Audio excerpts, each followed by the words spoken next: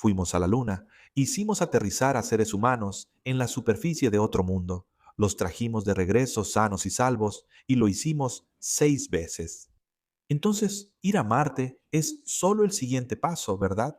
La misma idea fundamental, solo que un poco más lejos, un poco más de combustible, un viaje un poco más largo. Quiero decir, ya hicimos la parte difícil. Marte está solo un poco más adelante en el mismo camino. Eso está completamente equivocado, y te voy a mostrar exactamente por qué. La Luna y Marte no son el mismo desafío en diferentes escalas. Son problemas fundamentalmente distintos. Y la diferencia no es el tipo de cosa que resuelves construyendo un cohete un poco más grande. La diferencia es matemática. Ella vive dentro de una ecuación y esa ecuación es implacable. Déjame guiarte por ella. Llegar a Marte es difícil, aterrizar en Marte es muy difícil, pero salir de Marte y volver a casa es un tipo de dificultad diferente. Es el tipo de dificultad en la que la naturaleza dice que no. Y tienes que averiguar si realmente lo dice en serio. Primero, vamos a ponernos de acuerdo sobre lo que realmente hace un cohete. El cohete funciona arrojando masa hacia atrás. Eso es todo. Lanzas la masa en una dirección y por la tercera ley de Newton, el cohete va en la dirección opuesta. Todos los cohetes que han volado alguna vez funcionan basándose en esta única idea. Simple. Pero hay una trampa devastadora. El combustible que vas a quemar después, tienes que cargarlo ahora. Y cargarlo ahora significa que tu cohete es más pesado ahora, lo que significa que necesitas más combustible para acelerar todo ese combustible, lo que significa que el cohete se vuelve aún más pesado. Es una espiral viciosa e implacable. Existe una ecuación que captura esa espiral perfectamente. La variación de velocidad que puedes alcanzar, tu delta dV, es igual a la velocidad de eyección de tu motor, multiplicada por el logaritmo natural de la razón entre tu masa llena y tu masa vacía. Eso es, delta dV es igual a la velocidad de eyección por el logaritmo de la razón de masa. Si nunca has tratado con logaritmos, déjame explicarte lo que eso significa. Si necesitas el doble de velocidad, necesitas mucho más del doble de combustible. La relación es exponencial.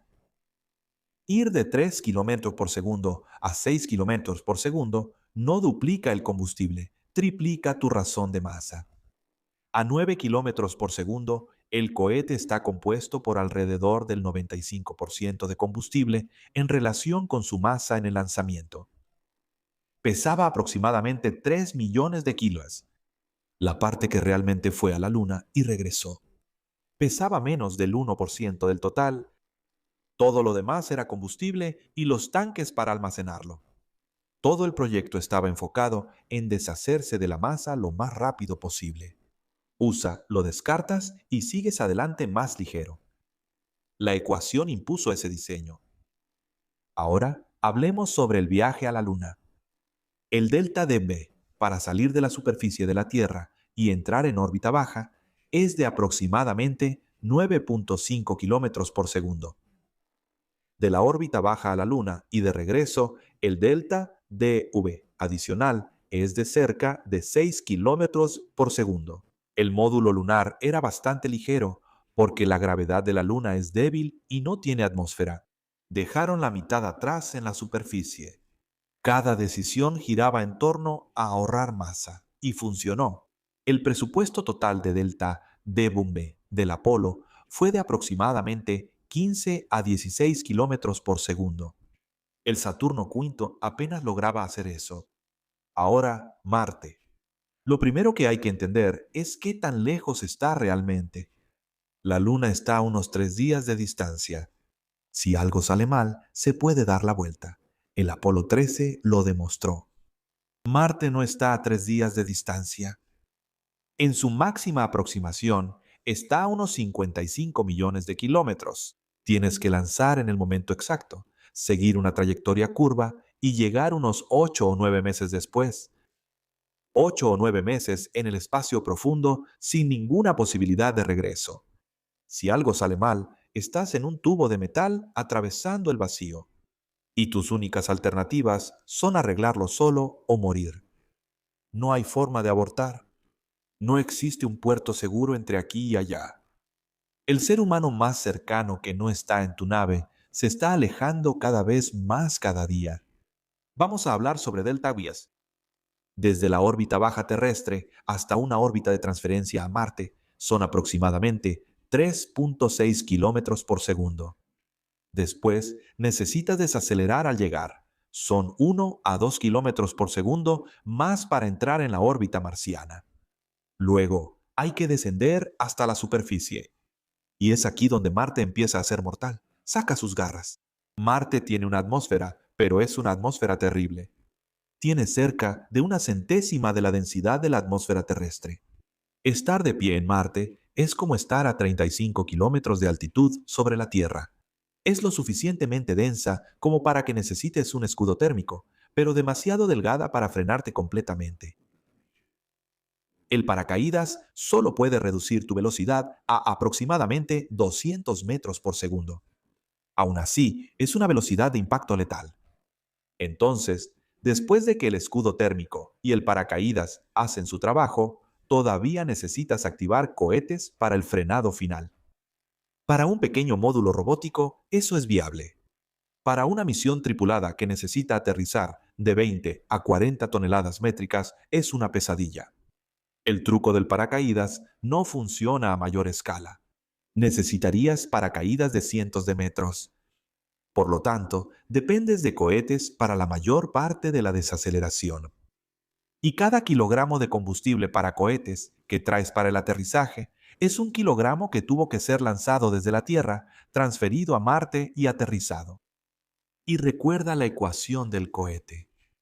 Cada kilogramo de combustible para el viaje de regreso es un kilogramo que tuvo que ser lanzado desde la Tierra, transferido a Marte y aterrizado. El multiplicador de masa es asombroso. Vamos a hacer los cálculos.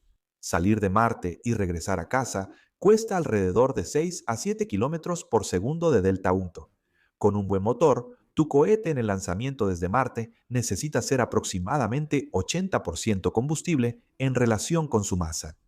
Eso equivale a 35 toneladas métricas de combustible para un vehículo de 10 toneladas. 35 toneladas métricas de combustible para cohetes en Marte, donde no existe ningún combustible y cada kilogramo vino de la Tierra.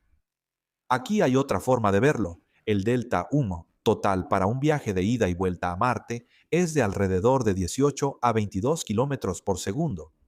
Eso es solo unos kilómetros por segundo más que la misión lunar. Pero la ecuación del cohete no le importa a tu intuición. Pasar de 15 a 20 kilómetros por segundo puede significar triplicar o cuadruplicar la masa inicial del cohete. Una misión a Marte puede requerir una nave espacial ensamblada en órbita con decenas de miles de toneladas métricas de masa. Nadie ha construido jamás algo remotamente parecido. Pero espera, aún hay más. Los planetas no te esperan. La Tierra y Marte se alinean para la transferencia solo cada 26 meses. Si aterrizas en Marte, no puedes irte cuando quieras. Tienes que esperar la próxima ventana de lanzamiento. El perfil de misión más eficiente requiere una permanencia en la superficie de aproximadamente 500 días. El viaje completo toma entre 2 años y medio y 3 años. La larga estadía no es una elección, es una consecuencia de la mecánica orbital. Durante ese tiempo, la tripulación está expuesta a la radiación cósmica sin una magnetosfera protectora ni una atmósfera densa. Los rayos cósmicos son partículas de alta energía capaces de fragmentar el ADN. Atraviesan paredes, cascos, cuerpos. A lo largo de una misión de 3 años, la exposición acumulada a la radiación eleva significativamente el riesgo de por vida de cáncer. Y no existe forma de protegerse completamente sin metros de material sólido, que no puedes darte el lujo de cargar. La tripulación vive en un hábitat que necesita ser autosuficiente, porque el reabastecimiento más cercano está a 9 meses de distancia y ni siquiera puedes enviarlo a menos que la ventana de lanzamiento esté abierta. Si algo se rompe, No hay nada que cualquier persona en la Tierra pueda hacer durante meses. Si alguien se enferma, no hay hospital, no hay evacuación, solo cuentan con el entrenamiento del propio equipo y la esperanza. Psicológicamente, de 4 a 6 personas dentro de un hábitat del tamaño de algunos contenedores, aislados por millones de kilómetros, con retraso en la comunicación de varios minutos, durante un año y medio, sabiendo que nadie vendrá a ayudar. Si las cosas salen mal, eso degrada el desempeño, tensa las relaciones y compromete el juicio. Y esos son riesgos que no puedes eliminar con ingeniería. Ahora volvamos al problema del combustible. Esas 35 toneladas métricas de combustible para el viaje de regreso tuvieron que ser lanzadas desde la Tierra, sobrevivir al viaje, aterrizar de manera segura y almacenarse durante un año y medio. El efecto cascada de masa a través de la ecuación del cohete es catastrófico. Necesitas combustible para cargar el combustible, combustible para aterrizar el combustible, combustible para lanzar el combustible desde la Tierra. Cuando rastreas todo eso, la masa total necesaria es colosal.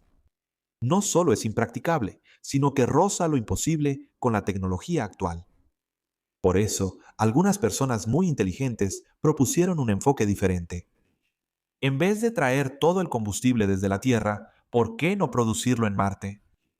Eso se llama utilización de recursos in situ. La atmósfera de Marte está compuesta en un 95% por dióxido de carbono. Si logras descomponerlo, tienes oxígeno. Si encuentras hielo de agua justo debajo de la superficie, puedes dividirlo en hidrógeno y oxígeno y producir metano. El metano y el oxígeno forman un excelente propelente para cohetes. En teoría, eso es brillante. Eliminas la necesidad de llevar combustible desde la Tierra. El ahorro de masa es extraordinario. En lugar de lanzar 35 toneladas métricas de combustible, llevas una planta de procesamiento que tal vez pese 1 o 2 toneladas y la dejas funcionar durante un año, llenando lentamente tus tanques con combustible producido localmente. La ecuación del cohete se vuelve mucho más tolerante porque rompiste la cadena. Pero producir combustible en Marte es algo que nunca hemos hecho, ni una sola vez, ni siquiera una demostración a una escala mínimamente relevante. La química se entiende bastante bien, pero pasar de una demostración de laboratorio a 35 toneladas métricas de combustible en Marte requiere escalarla por un factor de millones. Requiere una planta química operando de forma autónoma en un ambiente hostil, con temperaturas que bajan hasta 125 grados Celsius bajo cero, con polvo fino que se mete en todo, sin mantenimiento humano durante un año o más. Y tiene que funcionar, porque si no funciona, su tripulación llega y encuentra los tanques vacíos y ninguna forma de regresar. Y aunque resuelvas el problema del combustible, todavía tienes que resolver todo lo demás. El aterrizaje, el soporte vital, la radiación, la psicología, la estadía de 500 días, los viajes de 9 meses, la reentrada a la Tierra a 12 kilómetros por segundo, más rápido que cualquier ser humano haya regresado a casa jamás. Cada uno de esos desafíos es un problema monumental por sí solo. Combinados, crean una serie de dificultades que hacen que el Apolo parezca un campamento de fin de semana. No estoy diciendo que sea imposible, estoy diciendo que es difícil de una manera que la gente no comprende. No es cuestión de construir un cohete más grande o esperar a que la tecnología avance un poco. Requiere avances fundamentales en múltiples campos simultáneamente. Requiere aceptar riesgos que hacen que los inicios de la aviación parezcan seguros. Y requiere hacer todo eso sabiendo que, si algo sale mal, no hay rescate. Solo están la tripulación, su nave espacial y el vasto universo indiferente. La Luna fue un desafío. Marte es un crisol. La ecuación del cohete garantiza que cada decisión, cada kilogramo, cada premisa se amplifique en algo inmenso. Te obliga a traerlo todo o a producirlo todo. Y ambas opciones llevan al límite lo que sabemos hacer. Ese es el problema de regresar de Marte. No es solo el problema de ir allá, es el problema de regresar. Y regresar es donde el universo muestra lo serio que es en mantenernos aquí.